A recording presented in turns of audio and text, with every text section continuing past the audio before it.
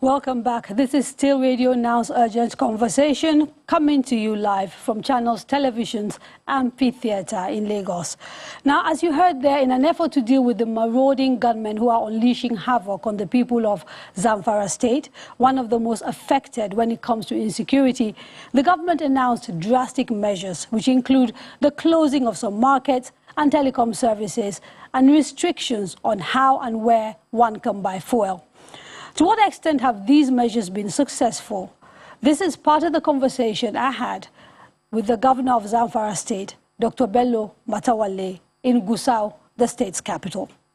You know, we cannot say 100% because still there is some pocket of some, some things that have been happening in the state. This is something that has been is ongoing for over 10 years. And when I assumed duty as a governor, I tried so many options to make sure that I bring the lasting peace in the state. What I started with is the dialogue and the reconciliation between the farmers and the Fulani. And it yielded a lot of result that time because for the first 1 year, we couldn't record any crisis or any kidnapping or killings. And later on, I have turned up and become, because they have deceived us, or maybe some of them, because up to tomorrow there are some that have accepted the dialogue and they are still onto it and they are helping our security agencies and they are helping the government. But some of them, they are still unrepentant, so we are fighting those that did not repent and we are still fighting them and we will continue fighting them. Okay, when you announced your amnesty program, like you said, a whole year of almost peace, what went wrong? At what point did you start to notice that the program was no longer working, and what were the signs? You know what exactly happened? After we initiated the dialogue, it's supposed to be a collective effort, both the government, the people of the state, and all other political gladiators of the state. But unfortunately, when the government is trying to make sure that we have peace in the state, some political elite are thinking that they don't want us to succeed. So they have been, making so many unprecedented comments about the dialogue issues and the reconciliations. And some of them that has connections with those criminals, they have been telling them all sorts of things so that they shouldn't believe with the government amnesty and reconciliations. Now, you made what is a very serious allegation in answering that last question, because you seem to imply that there are politicians that have politicized the issue of insecurity in Zamfara and are playing a role in perpetuating insecurity. I still maintain that, and I mean it. Because we have some record. We have some, you see, like some of the informants that were arrested, we have over 2,000 informants that are under custody of security, and some of them have made a lot of, comments. Some of them have opened up to the government and the security agency. Some of them, even on their writing of their statement, they indicted so many people, which we are going to talk about that. What are the specific allegations that they are making? There are some of the politicians are the one funding them. Some of the politicians are the one who are giving them targets. Some of the politicians are the one calling them that both the state government and federal government are not serious on what we promised to them. Okay, but already in 2019, when you first came into government, one of the first things you did was to set up a committee led by the former Inspector General of Police, MD Abubakar, a native of Zamfara State. And they came back to you with a comprehensive report which includes some of these things that you're talking about, and they made specific recommendations. Part of that was the naming of previous governors that have been implicated, and there was a suggestion that people should be prosecuted. We haven't seen any prosecution. No white paper has come out of that report, but this is just one of many multiple recommendations that have been made.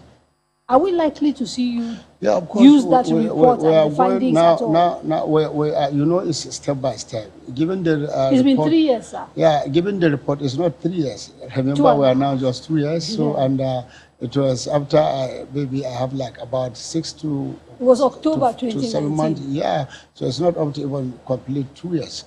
You understand? So, but what we did is that we have a commission of inquiry.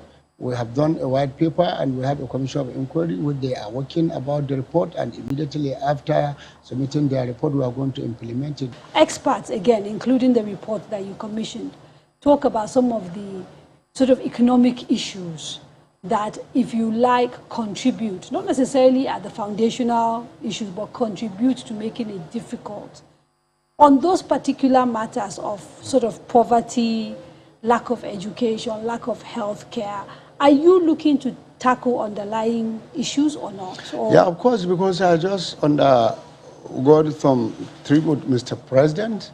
We traveled together to ONGA, United Nations General Assembly, and I happened to meet with the Deputy Secretary General of the United Nations, and I already submitted my proposals and my requests to them, and she is willing to help the state, particularly on the issue of the poverty level of the state and some,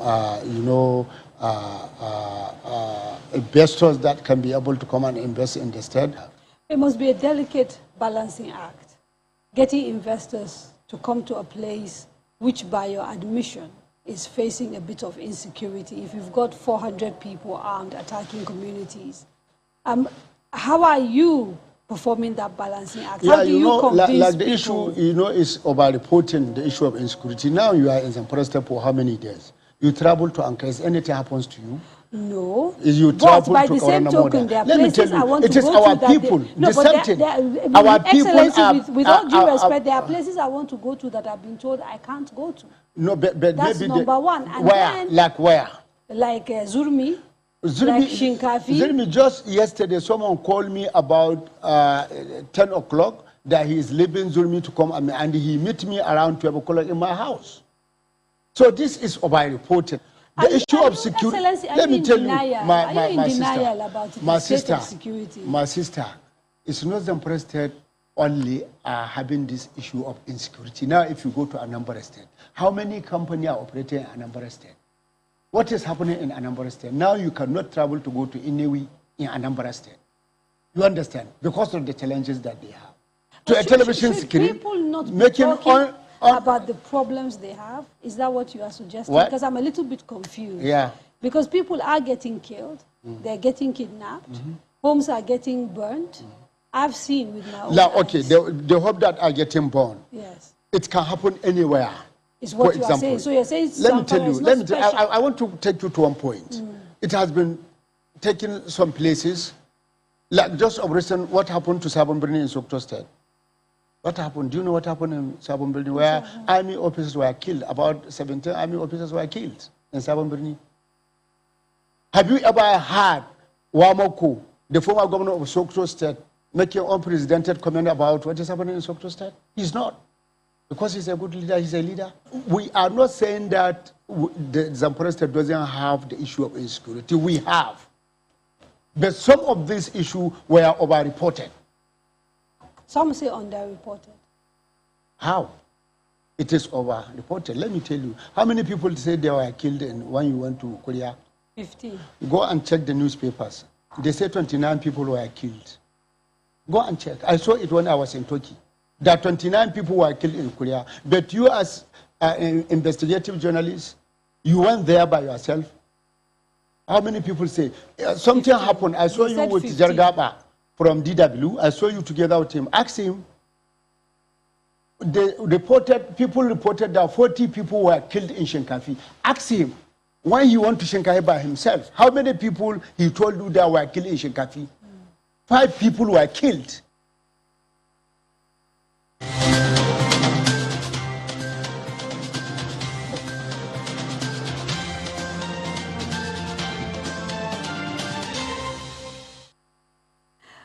That was the governor of Zamfara State, Dr. Bello Matawalle.